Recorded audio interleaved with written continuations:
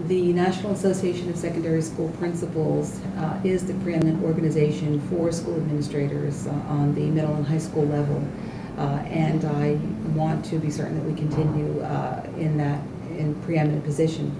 The things that I have an interest in as the executive director of NASSP are continuing to support principals in this more complicated and highly, in some places, controversial role that principals and assistant principals will face today and certainly into the near future.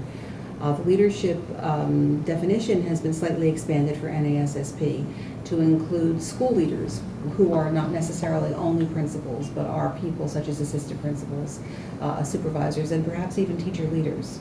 So I have a real interest in moving forward that concept of an expanded population of individuals who work to lead our schools.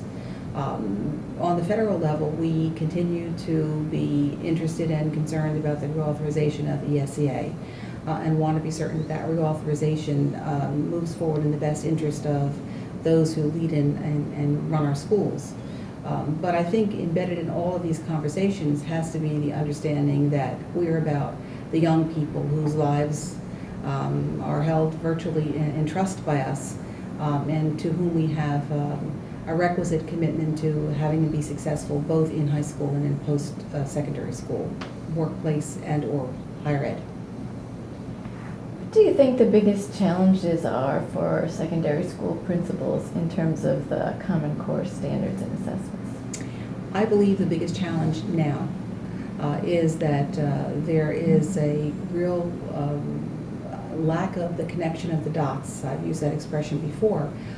People, generally speaking, are learning about the core. I wouldn't say that everyone completely understands what the core is, but I believe that there is not a lot of connection between what the core standards are and how those standards connect to curriculum, how the standards connect to instruction and implementation in the classroom, and eventually how all of that translates into assessment for which principals will be held, certainly primarily, accountable for success of students.